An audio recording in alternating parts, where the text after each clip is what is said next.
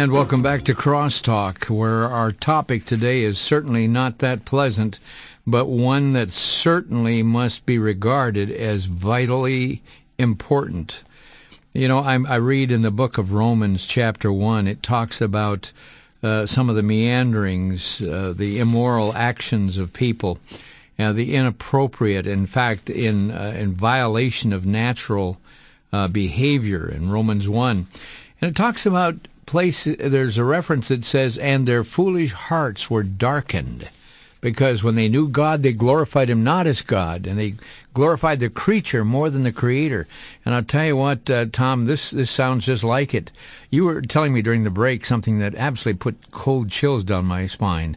Repeat what you shared off the air. Yeah, well, and by the way, I'll tell you what I was telling you off the air, and then if people want to actually read these news stories for themselves, if they go to ForbiddenGate.com, look at the news links down the left and right-hand sides. These are all legitimate news stories. We never use any spurious sources like Weekly World News or any of that kind of junk. It's only the straight-up ABC or Reuters, whatever news stories. We also provide government documents, the documents I'm talking about right now, including the material concerning the Pentagon, who sees this as the next arms race. All of this documentation and more is in the book, the new book, Forbidden Gates, comes out November 1. But and I also want to say that we're making a lot of material free. We're writing a 13-week teacher's guide that churches will be able to use. We're giving away 2 books on spiritual warfare that are very fundamentalist Christian. People will be able to use. So we're really trying to get the pastoral and Christian community and Christian lay people involved in this discussion while there is time. Otherwise, the rules and regulations are being defined outside of our worldview by people who have a very strong transhumanist impression. So what I was saying to you during the break is that if you look at what happened in the embryology discussions out of the United Kingdom, well, those same scientists are back now, and they want additional funding. There is a press release, it's a Reuters news article, and it's called Scientists Want Debate on Animals with Human Genes. And the whole article starts out talking about a monkey with Down syndrome, a dog with human hands and feet, and then it gives several other illustrations, and it says scientists want to know if the public is okay with them doing this kind of experimentation. There's another part, Vic, in that news article that was very troubling to me, and that is that the scientists who were involved in this kind of experimentation out of the UK admit that they are fine now with up to fully 50-50 integration, 50% integration of humans with animals at the embryonic level, and they go on to insinuate that they know that there are rogue scientists, Dr. Moreau wannabes, if you will, out there who are not keeping this at the embryonic level, but they are raising these things to maturity, kind of like the movie Splice, which I haven't seen, but that's in the theater now, and it kind of depicts one of these characters. Now, I mentioned Case Law School earlier. I mentioned the National Science Foundation new report, Ethics of Human Enhancement, 25 Questions and Answers, both of which are taxpayer-funded reports. I believe you're in California, and you may be aware of this, but there was a House Foreign Affairs Committee this last year in California. It was chaired by Democrat Brad Sherman. Brad was picked because of his expertise in the spread of weapons of mass destruction among terrorists, but guess what? This was on transhuman terrorism and the future. Unbelievable. A columnist by the name of Mark Stencil, who writes for the Congressional Quarterly, attended that event and afterward wrote an article for the CQ called, I think it was called Genes Without Borders. That, too, is linked on ForbiddenGate.com. And and he talks about how sitting through these hearings, House Foreign Affairs Committee hearings, he was flabbergasted. He said it sounded more like the pitch for a Hollywood movie, a sci-fi movie, than it did a sober discussion of scientific reality with discussion of superhumans, super animals, super intelligence, all of which within the very near future could be a lethal force against which the world is not prepared, part of which, by the way, is being done outside of the U.S., and the leaked report that was published by Wired magazine in their article, Top Pentagon Scientists Fear Brain-Modified Foes, which exposed the fact that the Jasons in the Pentagon consider this to be the next arms race is based on the fact that this technology is being developed elsewhere. And what the Jasons in the Pentagon are saying internally, and which we document externally and a lot of other stuff in this new book, is that the pressure is being put on them not to let the United States get behind the game, because if we do, those who could be our enemies will develop this technology ahead of us, and then they can use it to dominate us either on the battlefield or even here in the United States. So what the scientists, what these think tanks are saying is, whether we like the ethics of this or not, the technology is here, and not everybody's going to follow the rules, and we're being put into a position where we have to develop this kind of technology. Our guest today, Thomas Horn, our title, Biotechnology and the Future of Man. I'm going to ask you a straightforward question, Tom, and do you believe that at this present time there are on this planet, in some of those laboratories, some of these creatures that are already developing? Yes, I do, and I do based not just on wishful thinking. In fact, it isn't wishful thinking. I hate the thought of it, but based on history. At which time have we had technology that we could develop that we didn't develop, at least in what we thought were control environments? The dangerous side about that, though, is also at what time have we created things like killer bees or whatever that we thought we could contain, and they always seem to have a way of getting out of the box. They always have a way of leaking out into the environment. And this, if you believe the theology, the angel theology of Genesis 6, that what happened there were powerful fallen angels that tinkered with human DNA, and some of the extra biblical texts say it wasn't just human DNA, like the book of Jasher, which is cited twice in the Old Testament, but it's not part of the canon.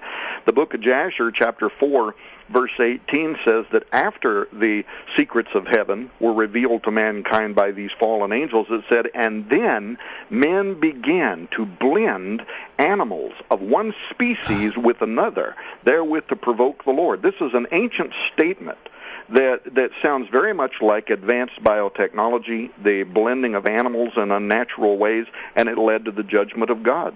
So if we have that technology now, I mean, what reasonable person of any mature age would honestly believe that the only thing we're doing is developing it at the embryonic level and destroying everything, you know, at 14 or 15 days of age so we can extract cells that we're using in stem cell technology? We are doing that, but I think anybody would have to draw the conclusion if the technology is there, and especially when you realize that in military budgets, in sapped and waived budgets, they are always probably at least 20 years in advance of what the public even knows about the technology. So where might that put us?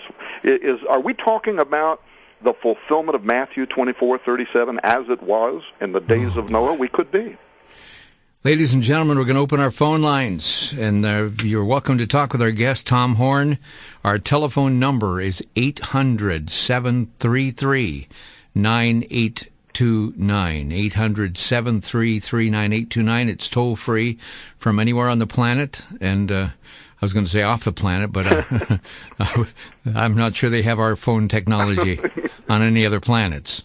But our phone lines are literally exploding here. And you can talk. His name is Thomas Horn. He is published. He has a website. He'll repeat it again. And I hope you'll avail yourself to this. We're not doing this program, folks, to be sensational. There is stuff going on in the shadowy corridors of defunct mentality, where you have people who have no moral character.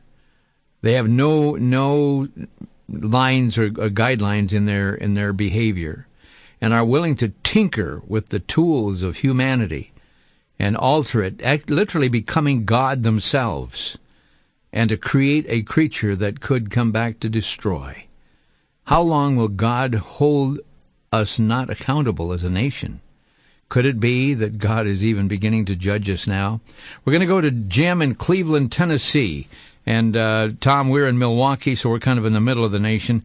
But, Jim in Cleveland, you are on the air with our guest, Tom Horn. Hey, good afternoon. I just find it very ironic that they want to create this superhuman, superior race, and the men that will be creating it have flawed minds.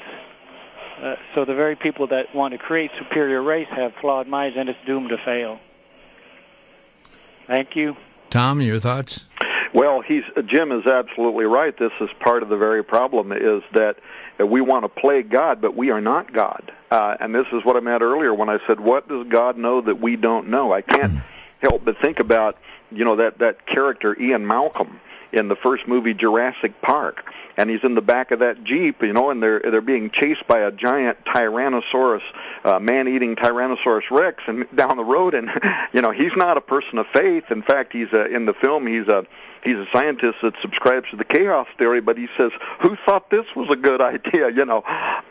What we are doing, and I say that to also say this. You could look at this through the prism of a Christian worldview, but you don't have to be a Christian to be concerned about this, because let's say you're a Darwinist. Evolution also did not allow for what we are doing now. We are crossing over barriers.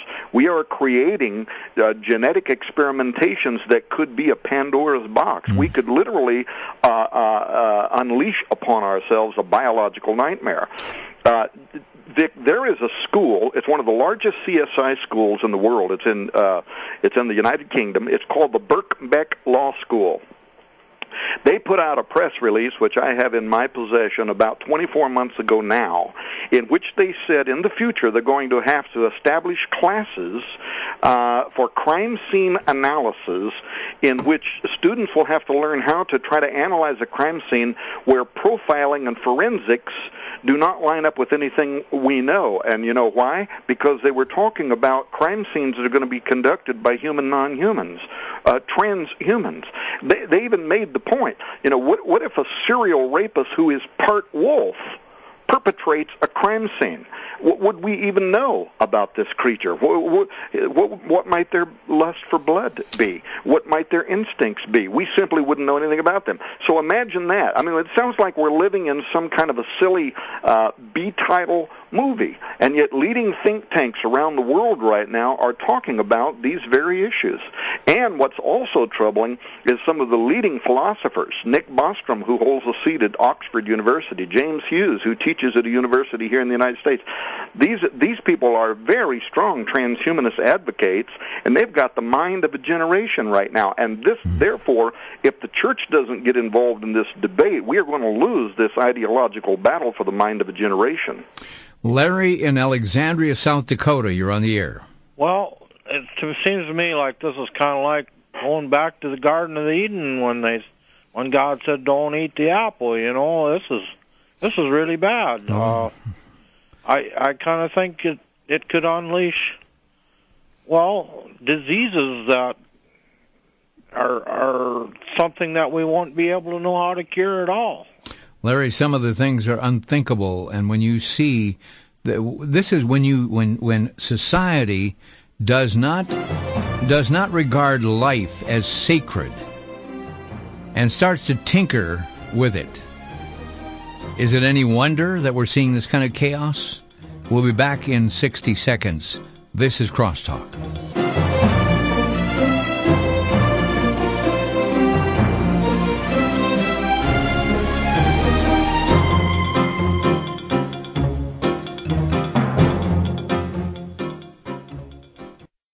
Biblical faith is being undermined and criticized with increasing fervor in schools, on job sites, and in the marketplace.